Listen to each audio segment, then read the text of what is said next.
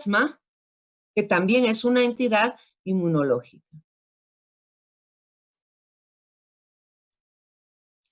Bien, las causas, la ingesta de alergenos, en este caso alimentos, como vamos a ver. Tenemos la leche y sus derivados.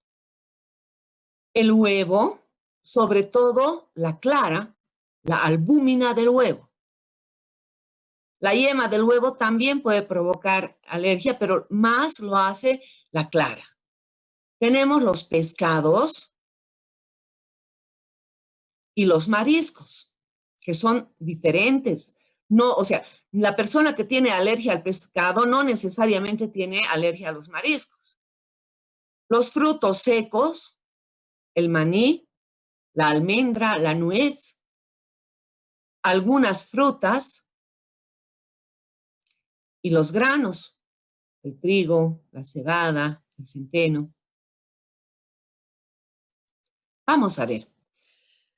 Decimos entonces que existen dentro de las causas más de 160 que pueden provocar reacciones alérgicas, pero son 8 los alimentos alergenos más comunes.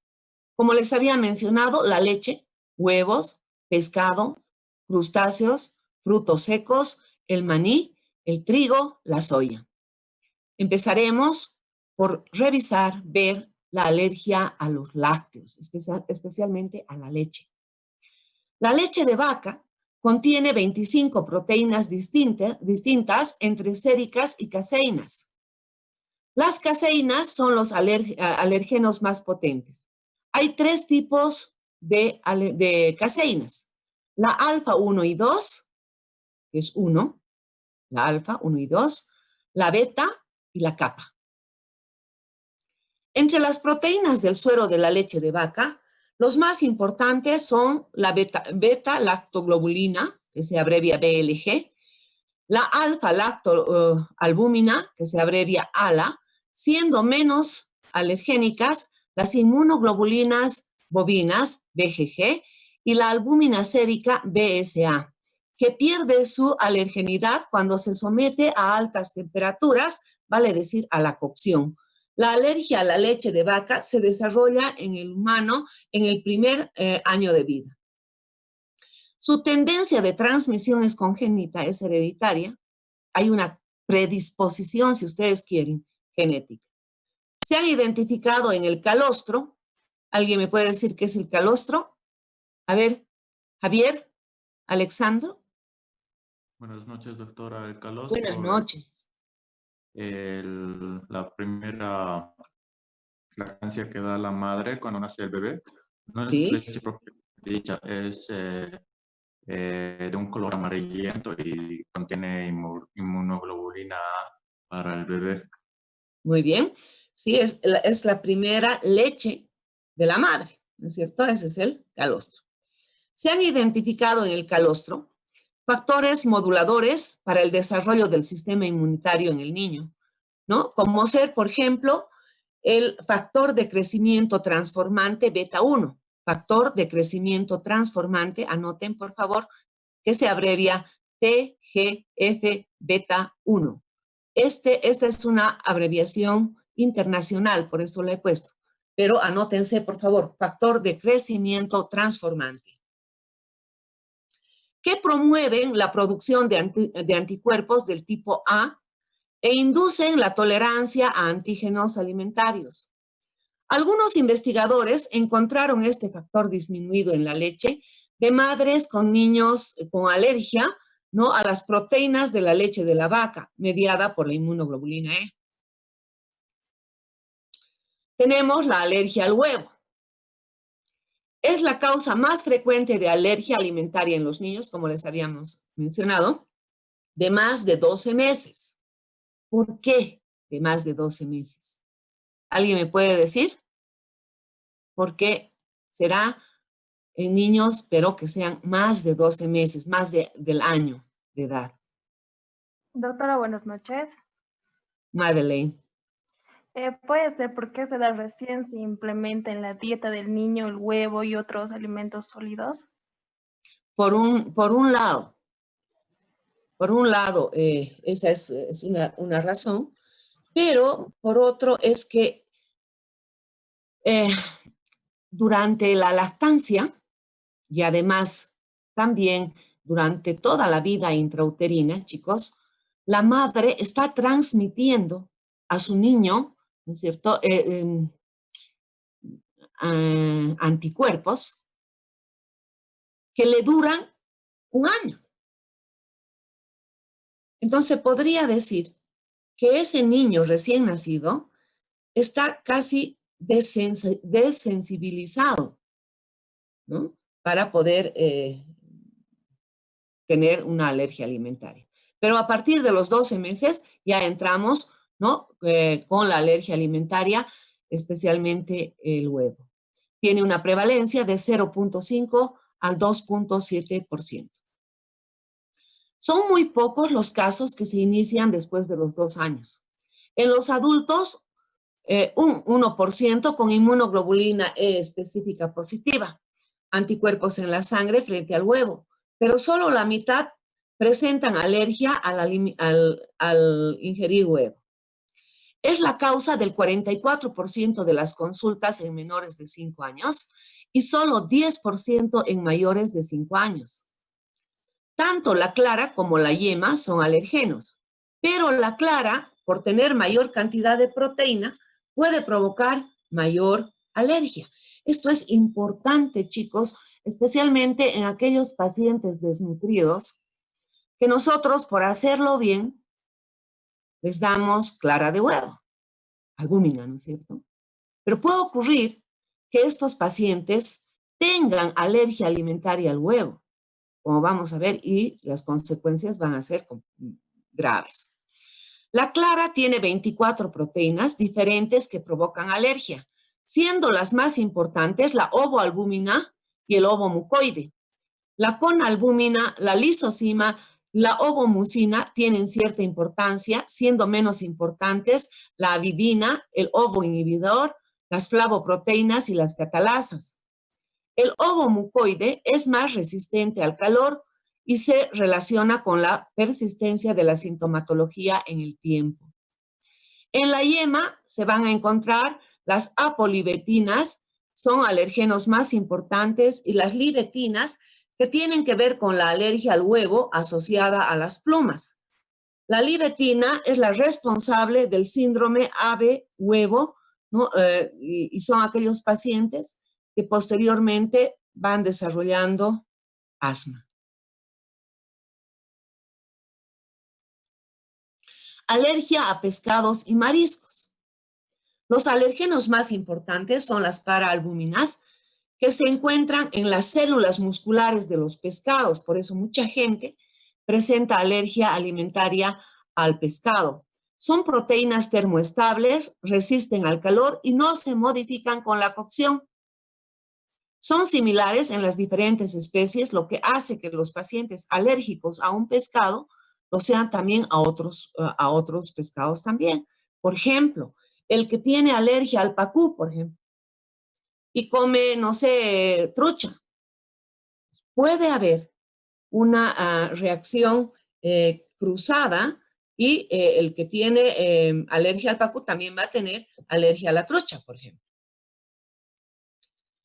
La alergia al pescado, sin embargo, es independiente de lo que es la alergia a los mariscos. No es lo mismo. Los mariscos no son iguales a los pescados en cuanto al despertar el choque antígeno-anticuerpo en el paciente.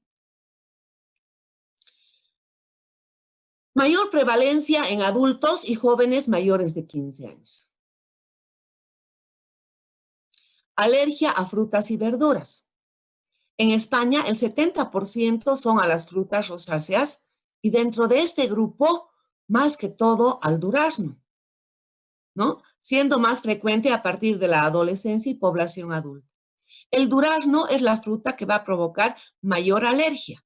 La manzana, la pera, la cereza, el albarillo, la ciruela, la fresa, las almendras y otras frutas también pueden producir alergia, y otras en menor proporción todavía el kiwi, el mango, la piña, el melón, la sandía, la uva. Los alergenos son las proteínas que contienen la piel de estos frutos. Si, por ejemplo, a un paciente con alergia al melocotón, al durazno, nosotros le damos el durazno pero pelado, entonces el choque antígeno-anticuerpo va a ser menor que si es que el paciente comería el durazno sin pelar.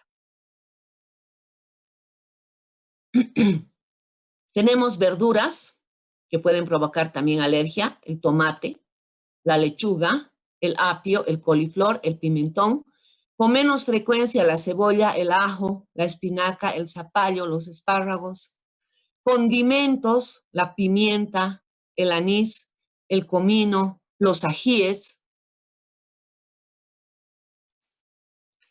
Alergia a cereales, legumbres y frutos secos. La prevalencia de la alergia a cereales es baja comparada con otros grupos de alimentos, aunque existen diferencias en cuanto a la raza y también a la edad. La mayor prevalencia es por el maní, aunque en menor proporción se puede producir alergia a la soya, a la lenteja, al poroto, al garbanzo, a las habas, a las nueces. La alergia al maní en los países anglosajones es un problema de salud pública. Tienen alta prevalencia. El 0.5% de la población es alérgica y un 50% se va a relacionar con gravedad, ¿no? Con dificultad respiratoria.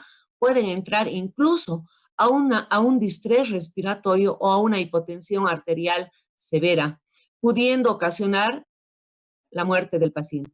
La alergia a la soya no es tan frecuente ni tan grave, pero existen proteínas alergénicas comunes a ambos.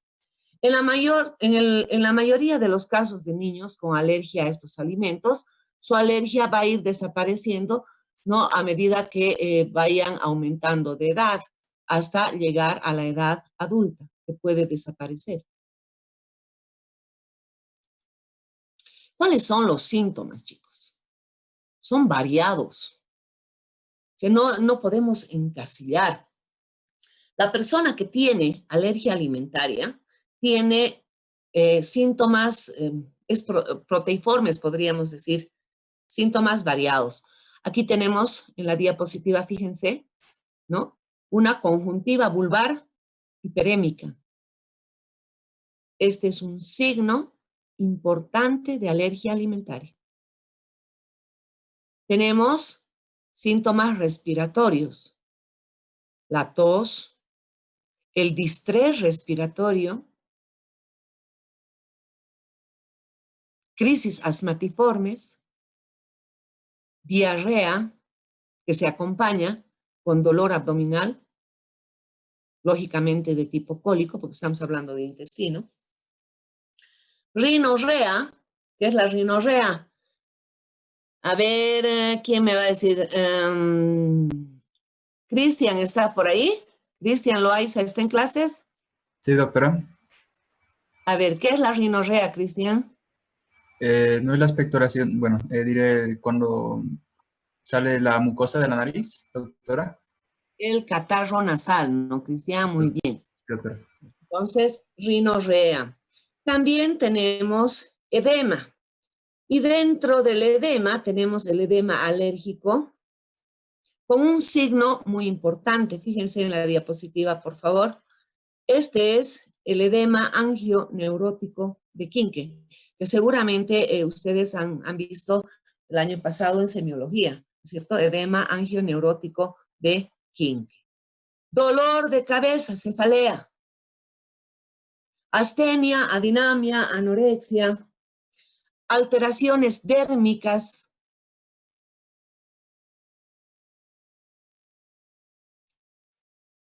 Pápulas.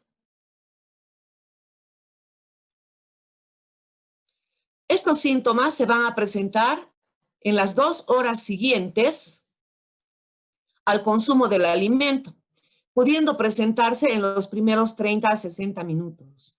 Puede presentarse las manifestaciones en diferentes órganos, como habíamos mencionado. En la piel se va a producir una dermatitis pruriginosa, donde hay pápulas, máculas, prurito. En el tracto digestivo se va a traducir como dispepsias, diarreas. En el aparato respiratorio, tos, distrés respiratorio, disnea, cardiovascular, taquicardia. La gravedad va a depender de la respuesta inmunológica del paciente. No todos reaccionamos de la misma manera. Hay predisposición genética para esta patología. De la reactividad del órgano afectado y de las características que tenga el alergeno. ¿Cuáles entonces son las manifestaciones clínicas? Ya hemos enumerado la urticaria en la piel, en las mucosas y la faringe, la rinitis, puede haber broncoespasmo, peor todavía si el paciente tiene patología de fondo inmunológica, como ser, por ejemplo, el asma. Si esto es así, se puede desarrollar, ¿no?, la crisis asmática en el paciente e incluso podemos perder al paciente. En el aparato digestivo, ya les había mencionado, diarrea, dolor abdominal, náuseas, vómitos. Otros síntomas, prurito en la boca, el edema angioneurótico de Quinque, en la garganta, en los ojos, la hiperemia conjuntival, disfagia, lipotimias, edema palpebral, a nivel de la cara, la lengua, puede presentar en la lengua una sensación de engrosamiento el paciente y con dificultad hasta para la fonación. O sea, estoy sintiendo que mi lengua se ha hinchado, dice el paciente, y no puede ni pronunciar, ¿no es cierto? Y la rinorrea que ya hemos mencionado.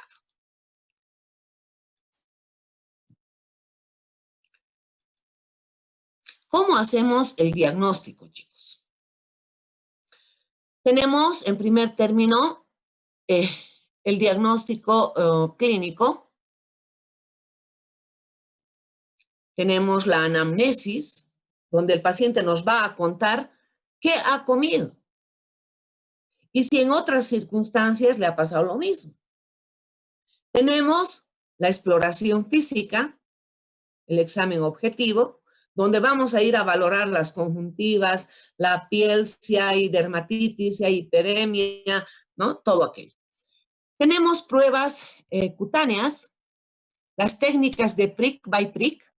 Se considera positiva si la lectura de la pápula ustedes saben que es un solevantamiento circunscrito de la piel, a los 15 minutos es igual o superior a 3 milímetros respecto al control negativo.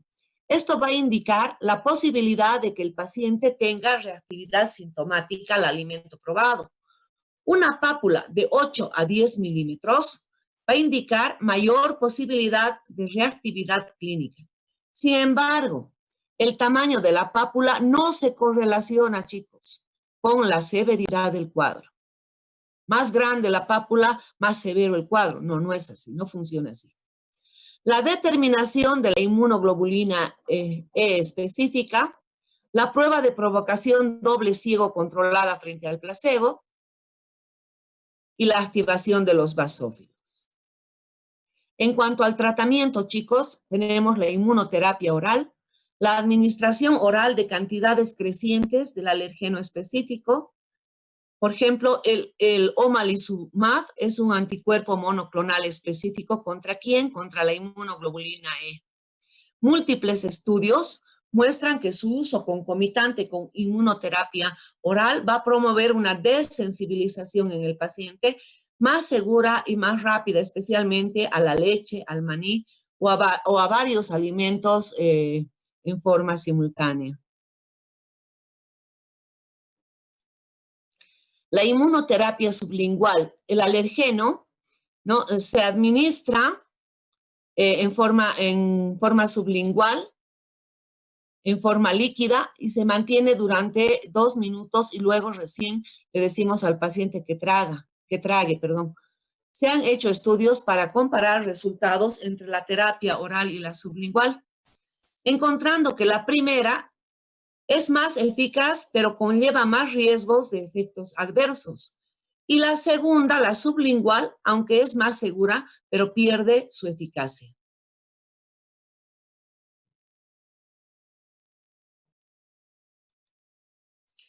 ¿Cómo hacemos el tratamiento del cuadro agudo, chicos? La adrenalina es el fármaco que tenemos que tener a la mano en el consultorio. No nos puede faltar. Y en este grupo de pacientes con alteraciones inmunológicas y con algún antecedente patológico de asma, no sé, de alergias, ¿no? Entonces, incluso en la casa el paciente tendría que tener adrenalina.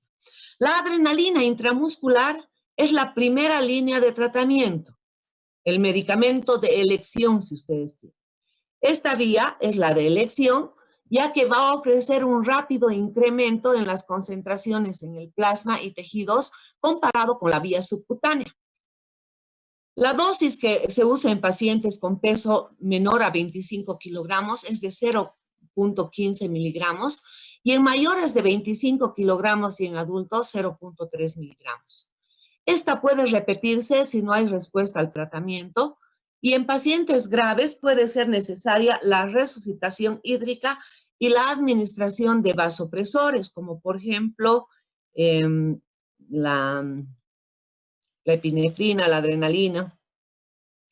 Cuando se reconozca que un paciente presenta anafilaxia, debe ser recostado en decúbito dorsal. Las extremidades inferiores deben estar elevadas, vale decir, colocar al paciente en Trendelenburg, inmovilizar al paciente por riesgo de muerte. Si los síntomas aumentan o no ceden con la primera dosis de la adrenalina, se debe aplicar una segunda dosis a los 5 a 15 minutos. Los pacientes deben ser llevados a un centro hospitalario de emergencia, ya que pueden haber reacciones bifásicas. Se puede utilizar corticoides sistémicos, tal es el caso de la prednisona, por ejemplo. Se recomienda vigilancia hospitalaria de 4 a 6 horas después de la anafilaxia, pero en casos refractarios o más graves, se debe vigilar al paciente, lógicamente, por más tiempo. Bien, ¿alguna pregunta, chicos? Doctora, Ya se buenas nos acaba noches. nuestro tiempo.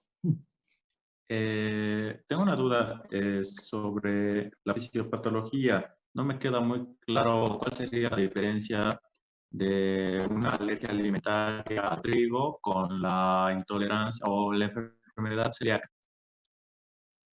¿Alergia alimentaria al trigo? Sí, lo mencionó cuando dijo alergia a frutos secos, dijo que también podía haber alergia al trigo. No. Hemos mencionado que existe un grupo de alimentos grande que puede determinar alergia alimentaria. Pero este grupo de alimentos tienen, ¿cómo les diría? En la clasificación de los alimentos, ¿no es cierto? Hay un grupo de alimentos que, por ejemplo, son los granos, ¿sí? Por ejemplo, el trigo, la cebada, el centeno. Y si, digamos, alguien tiene alergia al trigo, ¿no? También puede tener alergia a la cebada. Por lo tanto, ese paciente, si ingiere cerveza, va a presentar alergia alimentaria. Al igual que cuando esté consumiendo, no sé, pan, por ejemplo. No sé si respondí su pregunta, joven. ¿Esta alergia sería lo mismo que una enfermedad celíaca o sería una entidad diferente? Es diferente. Hemos visto la anterior, no, la anterior clase, no. Hace 2 clases más o menos, ¿no? La celiaquía. Para que nosotros podamos catalogar al paciente de celíaco, tenemos que hacerle serología, ¿se acuerdan? Si las pruebas serológicas son positivas y tiene la sintomatología, podemos decir que el paciente es celíaco. En cambio, en la alergia alimentaria, se va a presentar la sintomatología inmediatamente después de que el paciente ha ingerido el alimento, pero no es celiaquía.